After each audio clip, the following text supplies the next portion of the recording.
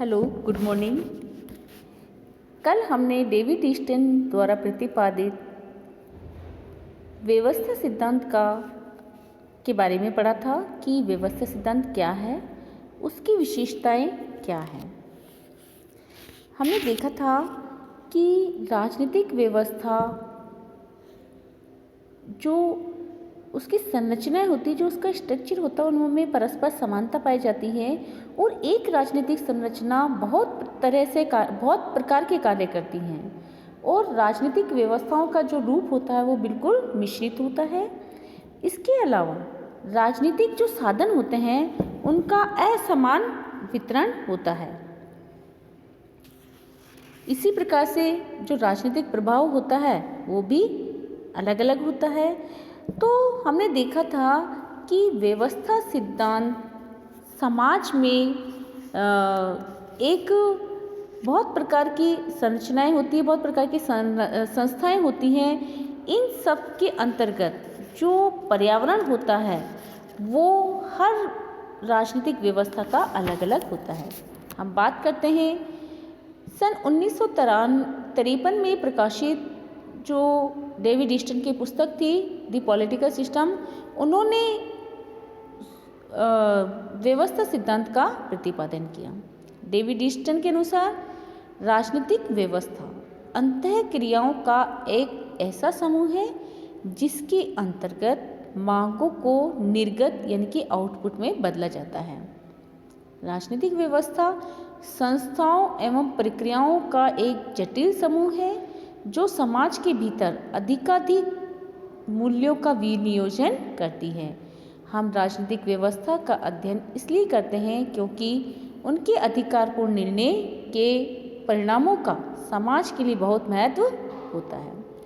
इसी प्रकार से आउटपुट के लिए कहा जाता है कि किसी भी व्यवस्था को जीवित रखने के लिए आवश्यक है कि उसमें निरंतर निवेश होता रहे, क्योंकि बिना निवेश के कोई भी निर्गत कार्य नहीं करता है और ना ही उसके कार्यों को पहचाना जाता है। जैसा कि हमने इस डायग्राम में कल भी देखा था कि इसमें दो चीज़ें इंपॉर्टेंट हैं, निवेश है और निर्गत है। निवेश के अंतर्गत हमने देखा था कि इसमें दो चीज़ें हैं, मांग और समर्थन। जैसा हम इस डायग्राम में देख रहे हैं, मांग का तात्पर्य होता है कि प्रत्येक राजनीतिक व्यवस्था के सामने क्या रखी जाती हैं, कुछ मांगें रखी जाती हैं। क्यों रखी जाती हैं? ताकि राजनीतिक व्यवस्था में निर्णय लेने वालों का ध्यान उन मांगों की ओर आकर्षित हो सके। अब मांग तो उत्पन्न हो गई, ठीक है, वो किसी भी चीज़ के लिए हो सकती है, किसी विशेष वस्तु के लिए या उन लोगों के लिए जो इसको करने के लिए उत्तरदायी है, या जो मांगे हैं वो इसलिए भी है कि हमें ये चीज़ प्राप्त होनी चाहिए या नहीं होनी चाहिए, यह कानून बनना चाहिए या कानून नहीं बनना चाहिए।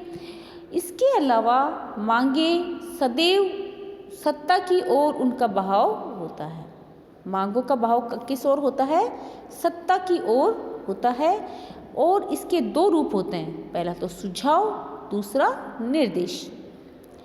इसी प्रकार से मांगे व्यक्तिगत भी हो सकती हैं और जनहित से संबंधित भी हो सकती है। कैसे? मान लीजिए कि मैं अपनी व्यक्तिगत डिमांड को रखती हूँ तो वो व्यक्तिगत मांग है, लेकिन यदि मैं समस्त जनता की तरफ से, मान लीजिए पर्यावरण के लिए या फिर जो वनों की कटाई हो रही है उसके लिए रखती हूँ, तो वो जनहित से संबंधित मांगे होंगी।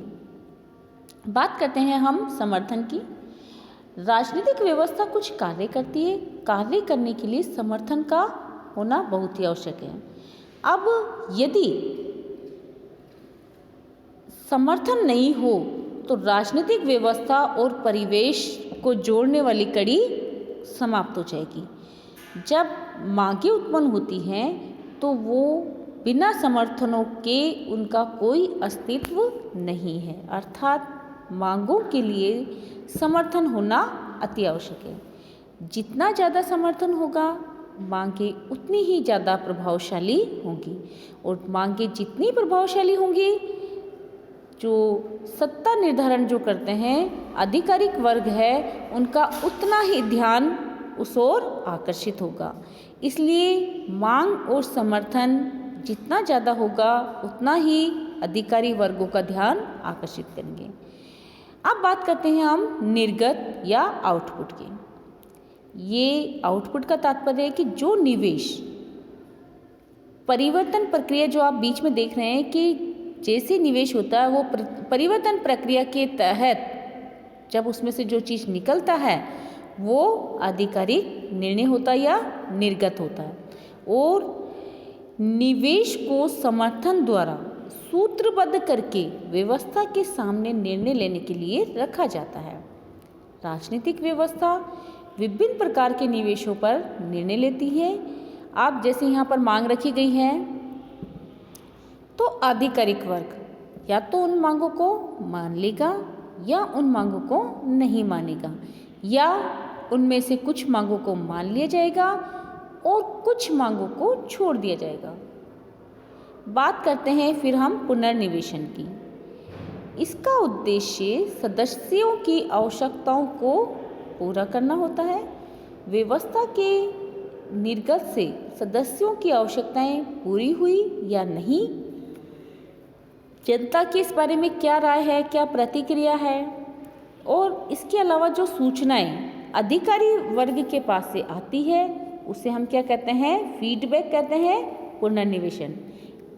सीधा सा मतलब है कि यदि कोई कार्य अधिकारी वर्ग के द्वारा किया गया है या जनता द्वारा कोई डिमांड रखी गई है तो इसका फीडबैक क्या है, जनता क्या चाहती है, अधिकारी वर्ग क्या सोचता है, इस चीज़ को हम फीडबैक कहते हैं कि किसी भी कार्य के लिए क्या प्रतिक्रिया है।